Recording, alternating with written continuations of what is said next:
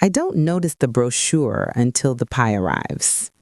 Blueberry, warm, our Sunday ritual at the Bluebird Diner. My daughter slides a gift bag across the table like it's my birthday. Inside, a glossy folder. Maple Grove Memory Care. Tagline, where every day feels like a hug. She says, they have watercolor classes. My son adds, they'll handle all your meds. His wife smiles like a brochure learned to smile back. The server asks if I want whipped cream. I say, live dangerously. I cut the pie, the crust flakes. The room tilts. A phone screen flips face down, but I see it. Notary confirmed for Monday, 10 a.m. POA packet ready. Power of attorney. Not the one we revoked. A new one. Filed without me. I smile the way women smile when a fire alarm is still silent. I say, this is thoughtful. Thoughtful means I see exactly what you're doing. They talk courtyards, herb beds, basil. I think about consent, about my porch light that has stayed on for 36 winters, about the note in my pantry that says, you are allowed to be the adult in the room. I lift my coffee. I choose my voice. Proactive is just another word for control. I say, easy. No one hears the countdown but me. Tomorrow at 10 a.m., a stranger will try to sign my life out from under me. Tonight, I will sign something else. My plan. If they want my future on paper, they can watch me write it. At my ranch house in Wexler, Ohio, they help me sort my weekly pill box at the kitchen table I bought when we moved here. Oak with a scratch down one leg from the day Mason scooted his chair too fast, and I said, we'll call it personality. Kinsey hands me a glass of water, her nails immaculate. I notice 2 white tablets in Tuesday's slot that look wrong. Not my usual brand of blood pressure meds. The pills are smaller. The imprint is different. Let me grab my reading glasses, I say, stepping toward the pantry. On the inside of that door hangs a neighbor's spare key on a hook like a tiny passport. 2 months ago, when Harper started calling my bank to help with the passwords, my neighbor Nora and I stood in this pantry with a jar of pickles between us, and she said, Evelyn, I know you. You test before you trust. I taped an index card above the hook. It says in my own handwriting, you are allowed to be the adult in the room. I pick up my phone, pretending to look for glasses, and text one person. Nora, it's time. Nora Jameson is 7 houses down, grandmother of 3, deputy clerk at the Franklin County Probate Court, and the only person who doesn't treat me like an errand to be run later. She still brings me rhubarb in a paper bag and knows the names of all the stray cats. 2 months ago, she told me the thing no one else had, that if I felt the ground tilting under my feet, I could plant my own flag. Back at the table, I twist open my weekly pill box, make a show of swallowing, and pocket 2 tablets into a folded napkin. I've learned, as a widow, that most of survival is theater. Smile at the neighbor who tells you grief makes you look thin. Say, I'm fine to people who would drown if you toss them your real answer. Pretend to nap when your children need you to be asleep, to feel comfortable plotting. At 11:10 that night, I hear voices in my kitchen. She's dozing, Mason whispers, the way you whisper next to a sleeping child. If we push the hearing through before she gets a new evaluation, the guardianship is a slam dunk. Deposits non-refundable. I already put down $2,000 for Maple Groves. Good. The house goes on the market in 2 weeks. Inventory is tight. We'll get over ask. Did you see what the craftsman on Pine sold for? Oh, and I can finally get rid of that lamp in the guest room. They are talking square footage and final walkthroughs like my memories are drywall and my preferences are throw pillows. I steady myself with the pantry door. I look at the index card I taped there. You are allowed to be the adult in the room. I spit the hidden pills into the napkin and tuck them into my robe pocket. I breathe until my heart stops doing the drum solo it learned in high school. At 6:30 a.m., before the neighborhood dogs start their chorus, I back my car out of the driveway I paid for and drive to the Little Pines Motel by the interstate. I check in under my maiden name, Evelyn Kane, and eat dry cereal from a vending machine with the appetite of someone who knows exactly what comes next. At 8:05, I'm in a beige exam room at Dr. Priya Patel's clinic. 4 weeks ago, at the suggestion of a widow at church who told me to paper your life the way you freeze soup, I asked for a full cognitive workup. Dr. Patel gave me 3 originals with raised seals. She made me remember 5 words and draw a clock and subtract 7s and tell her the story of how my husband and I met in a grocery store because he reached for the same can of tomatoes and I said, "Sir, I saw it first." And he said, "Then it must be yours." And I married him because he understood property rights and romance could hold hands. "Your aces," Dr. Patel said then, tapping my chart. "Better recall than the med students." And I cried in my car because it is humiliating to need someone to certify your competence. It is humiliating to have to prove your brain is your own. At 9:15, Nora lets me in a side entrance at the courthouse. She wears a cardigan the color of good tea. We fill out a revocation of any unknown or newly drafted power of attorney, just in case, along with my new medical evaluation and a personal affidavit that I wrote at 2 a.m. with the kitchen light off. Nora notarizes. The stamp sumps with a small dignity I feel in my bones.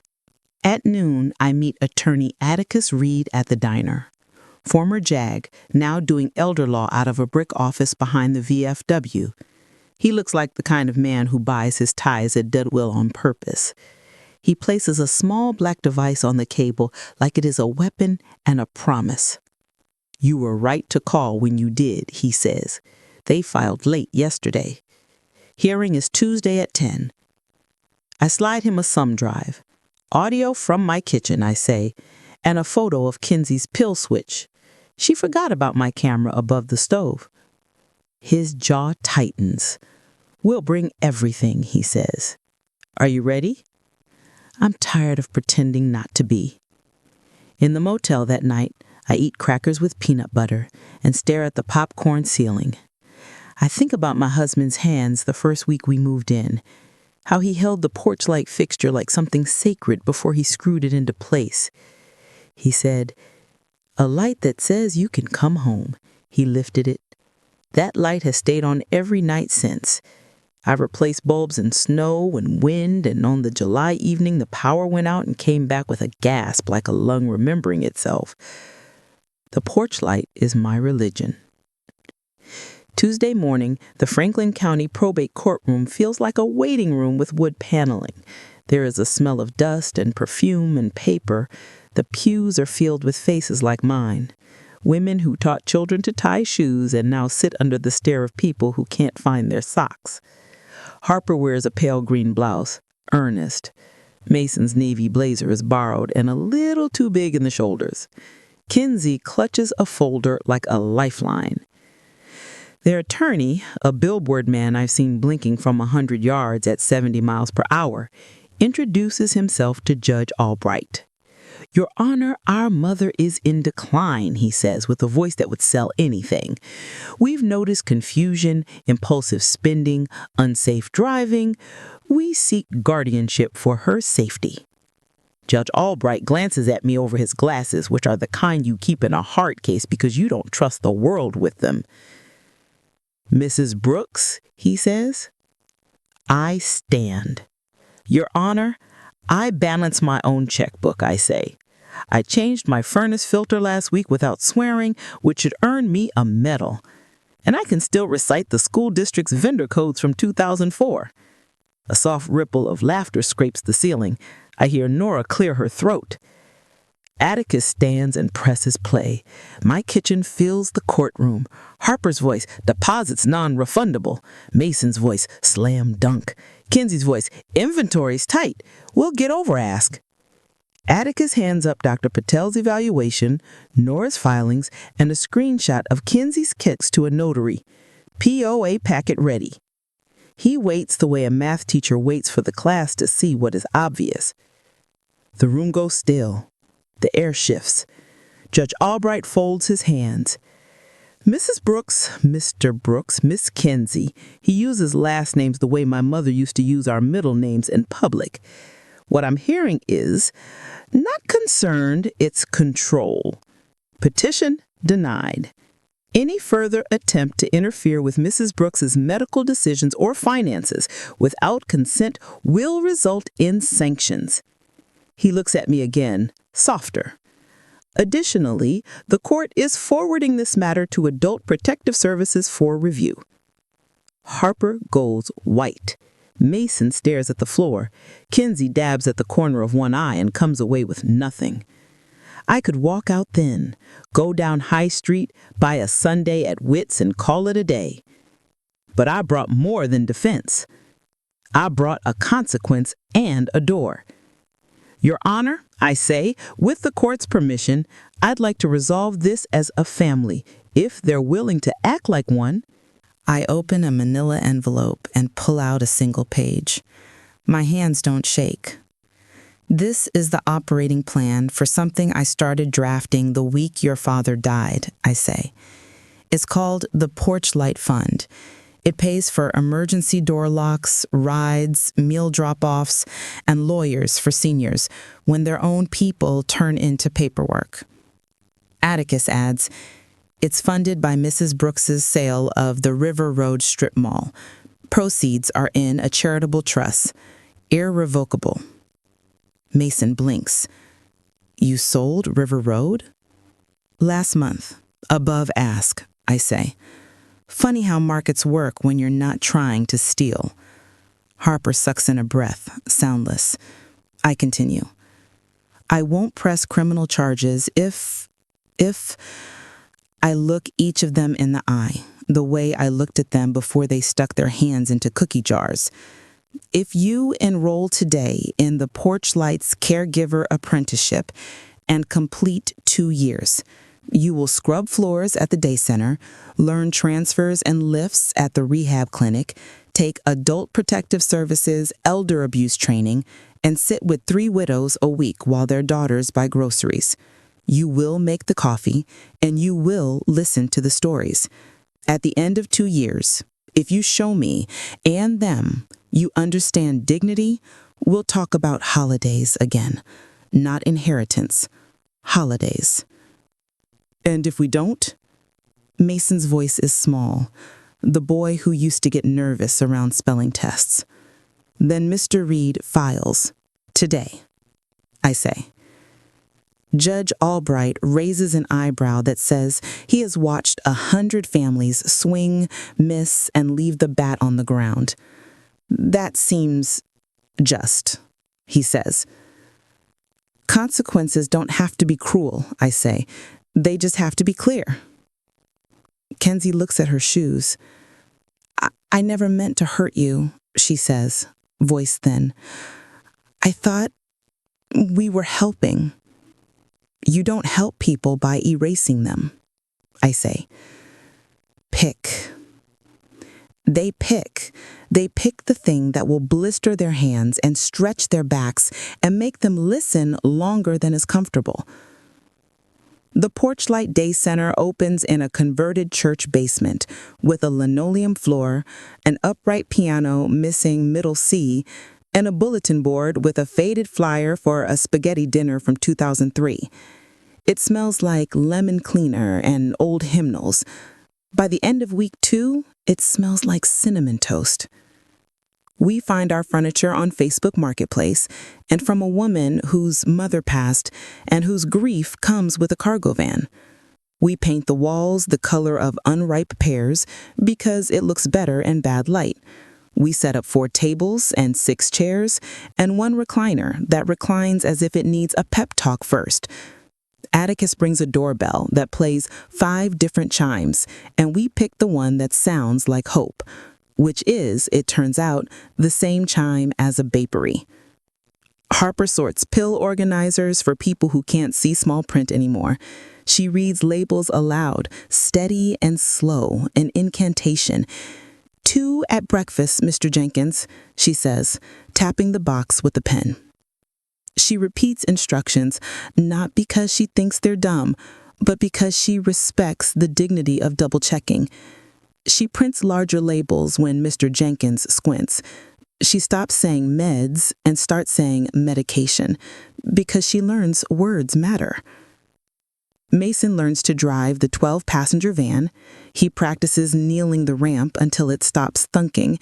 He buckles people in with the patience of a dad who once installed 3 car seats in a 90-degree July sedan while mosquitoes plotted his death.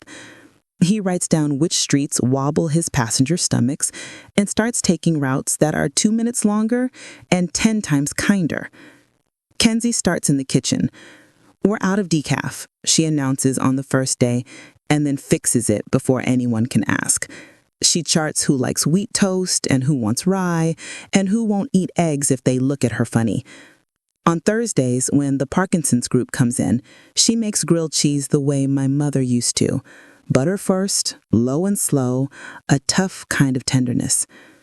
The first time a woman grabs her wrist hard because the woman is scared and doesn't remember why, Kenzie doesn't recoil. Her eyes fill. She takes a breath. She says, "You're okay," and means it. Not everyone applauds. On Facebook, a cousin posts something snide about airing family business. A neighbor asks if I'm worried the clients will bring crime to the block. I hang a porch light on the center's doorway and turn it on at 5 o'clock sharp every evening. It's a signal, I tell anyone who asks. Some of us still keep the light on for people.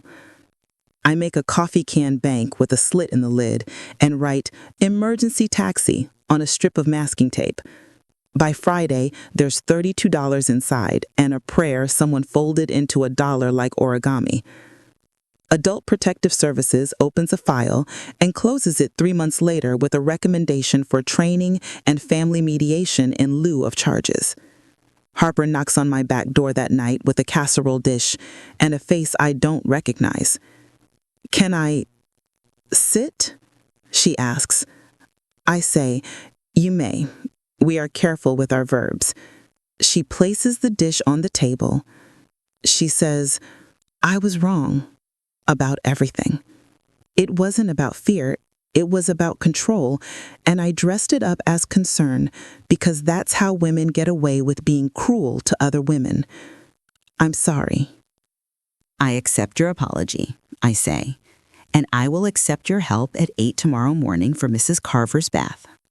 Harper nods. "I'll be early." Mason's apology is quieter.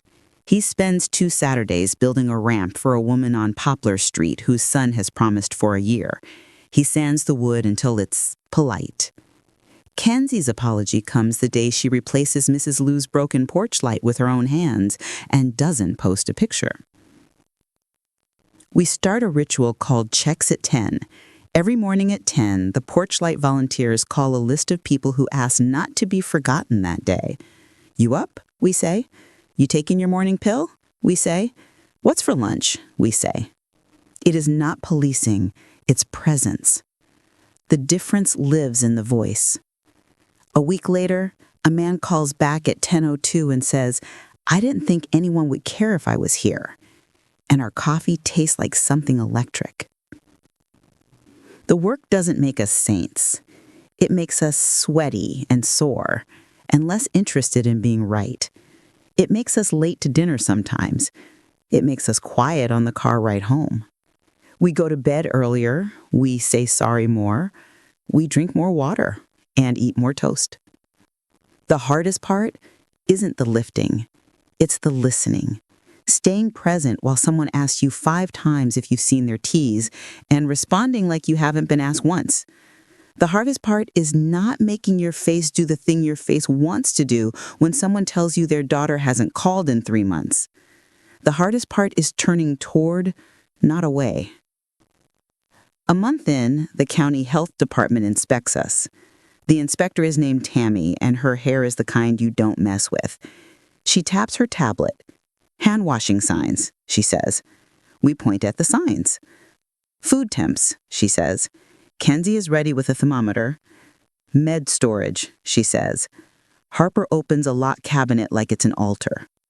Tammy nods once like a general who has decided you can aim. That afternoon, Harper finds a sticky note I stuck on the microwave that reads, "Label leftovers like they're love letters." She laughs and writes underneath, "Then sign your name." We are trying to build a place where people are not erased. You can see it in our whiteboard. Birthdays in green, favorite songs in blue, allergies in angry red. You can see it in the way we write Mr. Jenkins and Mrs. Lou, and never just Jenkins, never just Lou, because formality can be dignity when silence tries to take your name. On a Tuesday in June, a thunderstorm punches the town. The power flickers, stutters, steadies, then goes out on the east side. We flip our backup plan like it lives in our pockets. Mason kneels the van and starts a path around town, checking on people who live where the power lines love to fall. Harper goes through our paper binder of phone numbers with a pencil like it's a metronome. Kenzie opens canned peaches and the room smells like a summer cafeteria the way you remember it on purpose. We find Mrs. Green in a house too quiet for a woman with a TV habit. She's 91 and stubborn as a nail and refuses to leave. I lived through the blizzard of 78 and the blackout of 03 and the time my husband decided to fix the breaker with a fork. We'll check back, Mason says, patient. I'm bringing a generator for your fridge. He brings it. He sets it up. He sits with her while it rumbles to life. He watches the breath return to a room like a miracle. By dusk, the power comes back to most of town. Our porch light pings on and Kenzie cries for 3 seconds and then finishes wiping the counter. We hold our first fundraiser in the VFW hall, the building my father called the only place he ever felt 2 inches taller. There are crock pots and silent auction baskets and a pie you can win with a lucky guess. We put a mason jar near the coffee that says, "Pay what you can," and a man with hands like rope puts in a 20 and takes nothing. Mrs. Jenkins sings "You Are My Sunshine" off key, and everyone cries. A boy from the high school jazz band plays a saxophone solo that is either perfect or brave.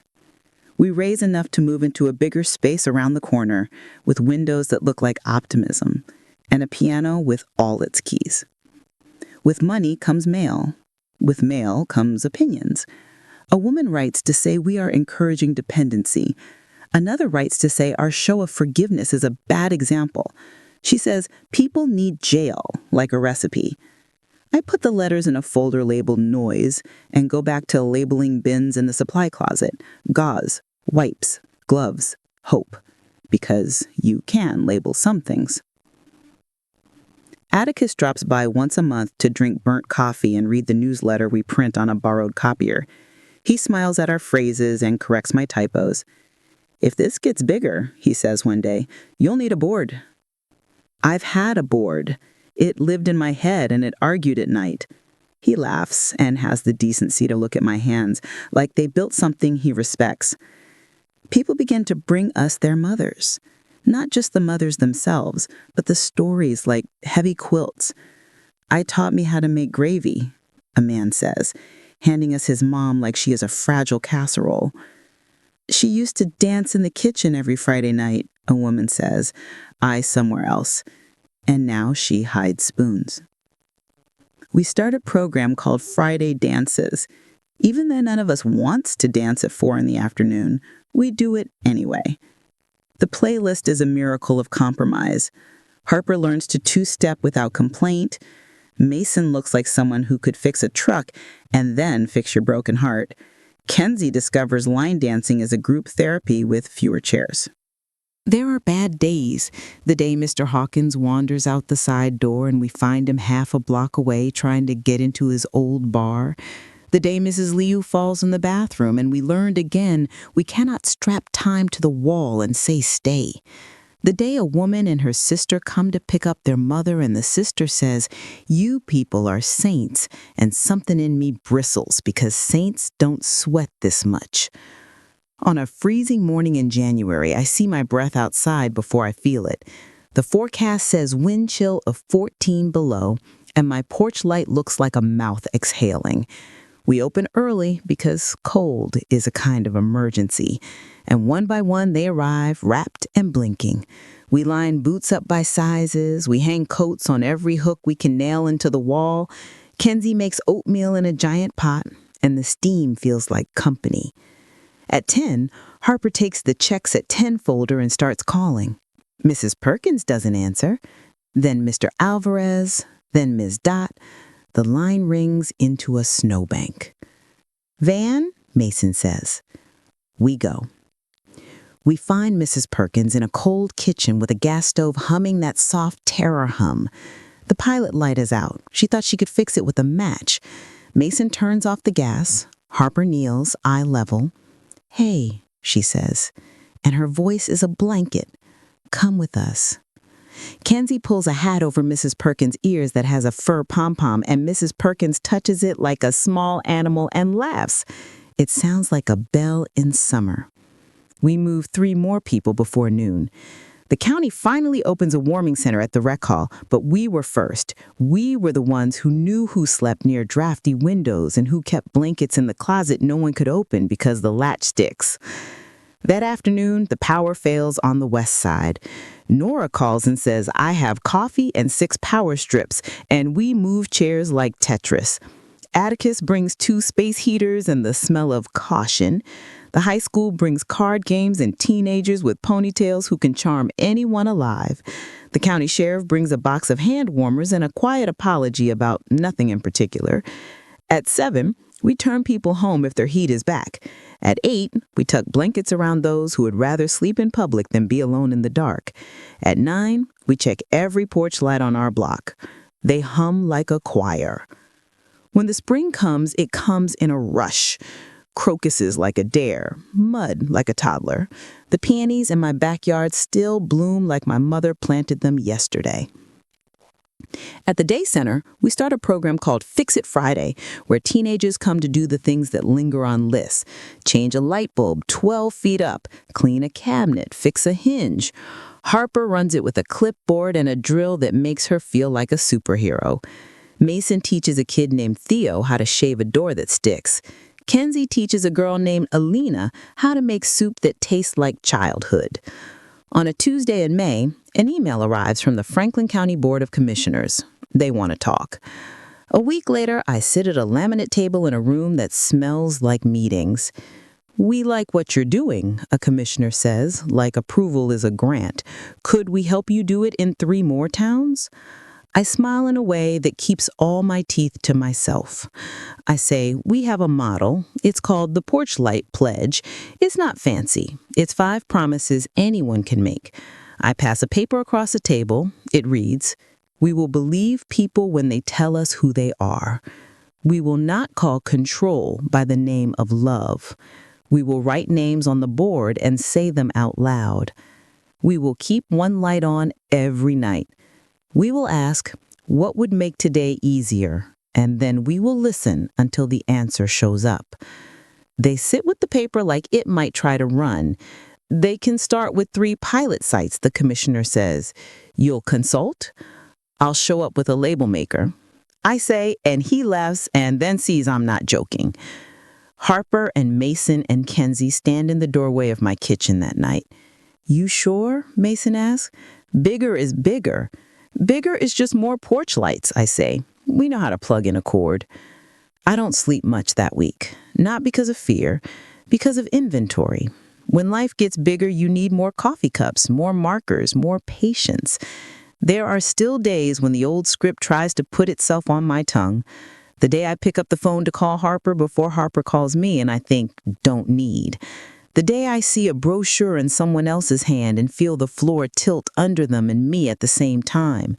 The day Kenzie confesses she almost called the police on a man waiting outside because he looked like a stranger and remembered our rule. Ask a name before you assume a story. You can still be cautious, I tell her. You can still be smart. Just leave a light on in your head when you decide. It becomes a phrase. Leave a light on in your head. We put it on the bulletin board. We write it in the newsletter. We make it a line of defense against the fear that turns families into litigants. Some nights, when the center is quiet and the dishwasher hums and the mop bucket looks like a lake in a crude painting, I sit on the couch with Atticus and drink tea that tastes like dust and honesty. He asks about my husband. I ask about his time in the Navy. We trade stories about the taste of MREs and the taste of hospital coffee and the way a courtroom can feel like a church or a trap, depending on who is holding the pen. I never thought I'd see a family do what yours did, he says one night, eyes on the steam. Most people retreat into their corners and stay there until they forget their own names. We're stubborn, I say. Also, my mother didn't raise quitters. She raised women who look for a light switch. We don't need to name what this is between us. It is enough to sit in the same quiet and know we share the shape of the silence. 2 years from the day in court, Judge Albright visits in a brown tardigan like someone's grandfather. He eats a cookie from a napkin and claps after the high school band plays Stand By Me a little too fast. He pulls me aside and says, I've watched 100 families walk in, swing, miss, and never swing again. You all did the work. Consequences with the porch light, I say. It's our brand.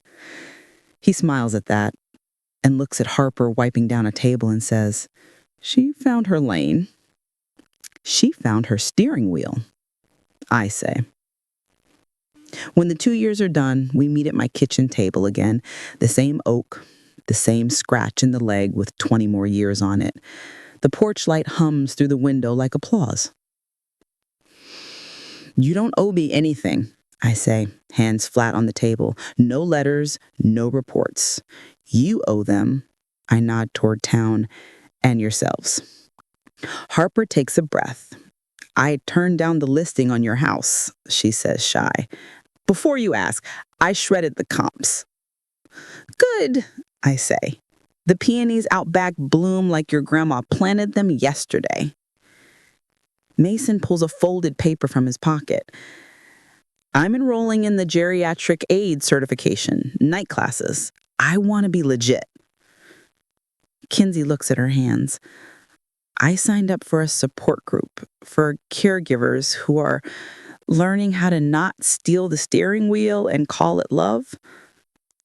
Good, I say. There's a coffee punch card at Dolly's for that group.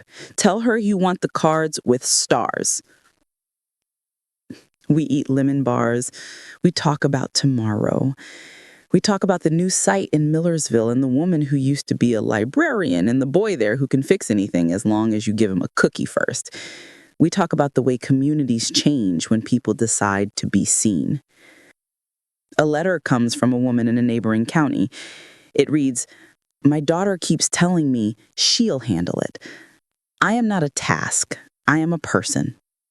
Can you help? We drive there with a box of door alarms and a power strip and a list of phone numbers. We talk to a county commissioner who calls us ladies and then stops himself.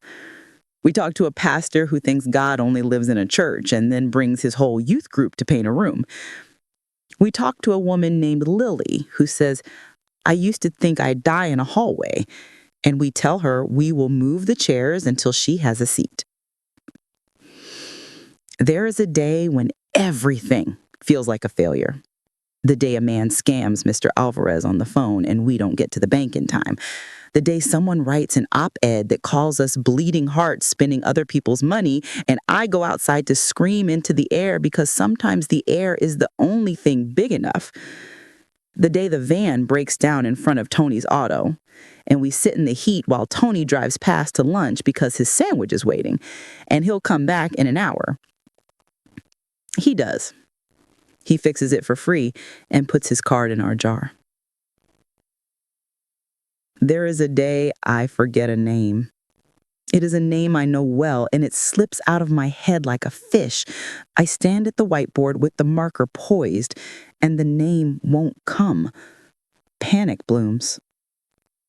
Harper finishes a sentence and slides the marker from my hand like handing off a baton mid-race.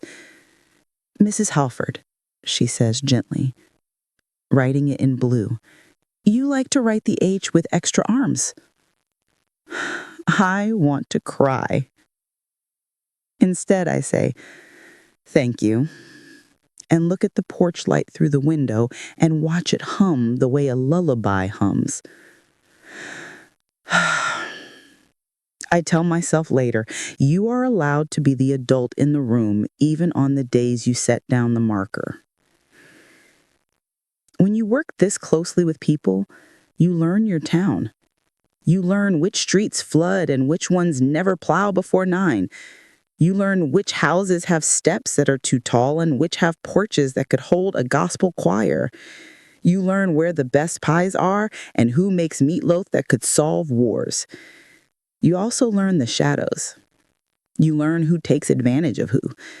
You learn where the money disappears and where the patience goes. You learn how to say no with your eyes when someone wants to turn an old woman into a signature and a check. We start a legal clinic once a month in a side room with fluorescent lights that try their best. Atticus brings forms. We bring pens. People bring their shame and their angle. And we sit with both.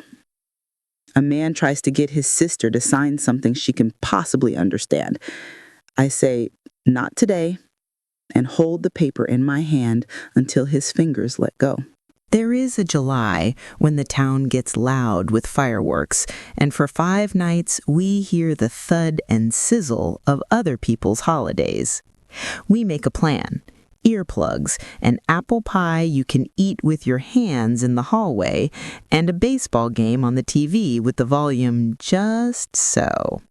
We talk about summer, when summer didn't make anyone jump. There is a December when a girl named Tori, who volunteered all fall, brings in a box of handmade cards that all say, "You are not a Burton," in big letters.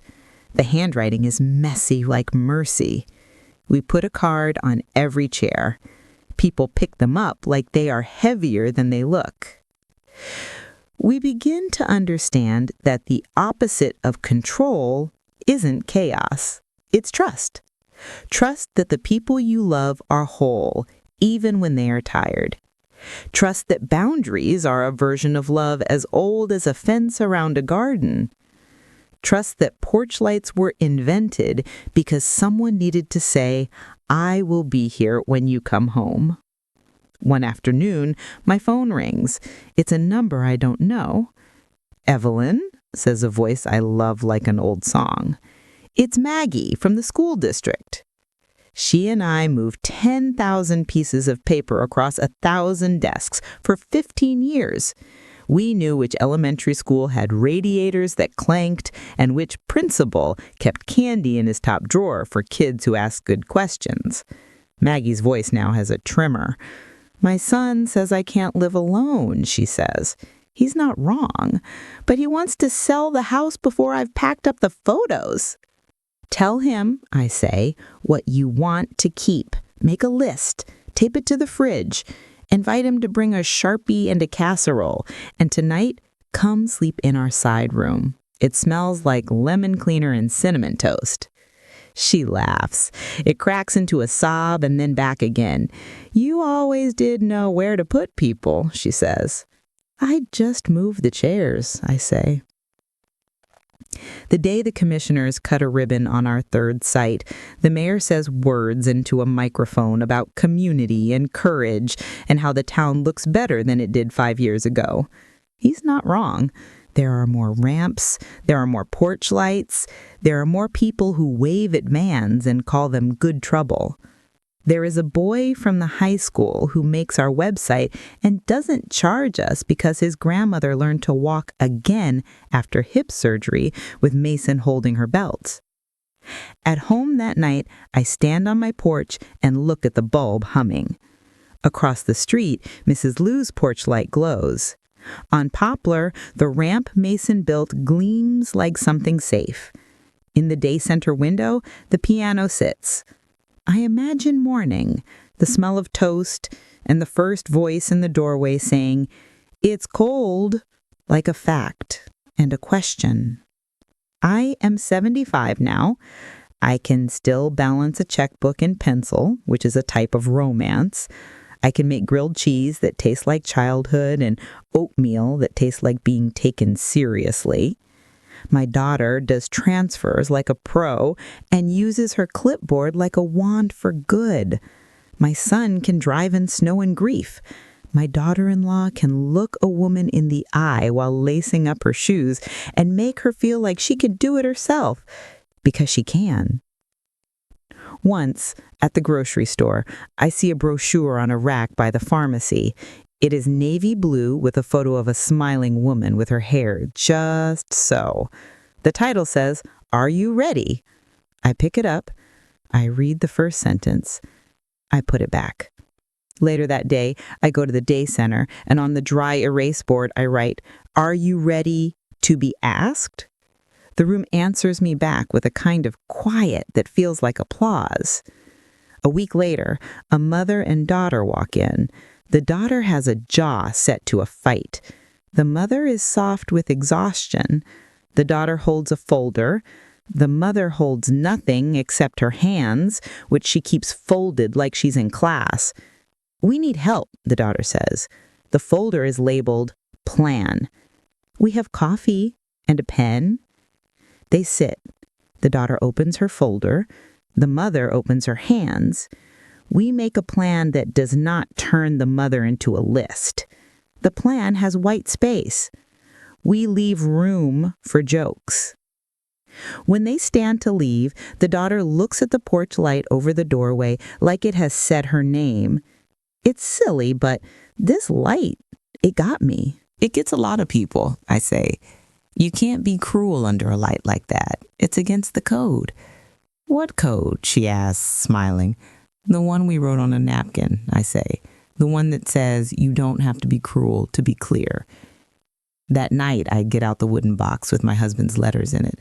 I read the one where he says, "I hope we have a house where people come to borrow sugar and leave with a story." I put it back. I make a note to replace the porch light bulb with a longer life one. I make a list that says coffee filters, laundry detergent, plastic gloves, patience. On the day the third site opens, Harper stands in front of a room and explains to a set of new volunteers how to fill a med box without treating it like a magic trick. Mason shows a room of men how to do a safe lift without breaking your back. Kenzie tells a group of young women that dignity looks like asking, "Do you want me to help?" and then waiting 3 seconds before you move. In the evening, the three of them come to my porch and sit on the steps. We pass a bowl of strawberries. A car drives by slowly. The neighbors walk a dog that looks confused by its own ears. "Do you ever wish—" Harper starts, then stops. "What?" I ask. "Do you ever wish you'd cut us off that day in court? Do you ever wish you'd made us pay?" I think of the way Kenzie's hand shook the first time she washed a woman's hair who reminded her of her mother. I think of Mason's face when Mr. Alvarez took 10 steps unassisted down the hallway and then raised both arms like a champion. I think of Harper's voice on the phone with Mr. Jenkins, gentle as a hymn, saying, "2 with breakfast, okay?" And the way the silence on the other end sounded like someone choosing to stay. "I did make you pay," I say. "I just chose a currency worth more than money." We sit. A moth does benedictions around the porch light. In a house down the block, a baby cries and then doesn't. A year later, I find myself back at the Bluebird Diner. It's Sunday. The blueberry pie is still warm. The server recognizes me and says, "The usual?" And I say, "Yes, because some things deserve stability." In the corner, a family is celebrating something. There are balloons. There is a boy with a tie that is winning a fight with his neck. I look at Harper and Mason and Kenzie. They look back at me. We do not have a brochure and a gift bag between us. We have hands on a table and coffee and the kind of silence you earn. Before we leave, I tuck an envelope under the salt shaker. Inside is a folded card that says, "If you ever need a light, we're on County Route 12, the building with the porch light that never goes out." I've started carrying those cards in my purse the way other women carry photos of their grandchildren, which I also carry because I am not a single story. Sometimes late, I walk through the day center alone. I stop in the kitchen and run my hand along the counter. I touch the door frame where we mark heights, not of children, but of courage. I stand under the porch light and let it hum into my bones. I think about the day my children thought my life should be made smaller to fit into their plans. I think about the day I chose a different blueprint. I think about how easy it is to be cruel when you are convinced you are right. I think about how the antidote is not surrender. It is clarity you can walk across like a good floor. I am an old woman now by every test that has ever been used to measure that. I do not know how many more winters I will stand on this porch and watch the light greet the dark. I know this, the porch light will stay on. For me, for my neighbors, for my children when they are tired, for strangers brave enough to knock. You don't have to be cruel to be clear. Turn the light on.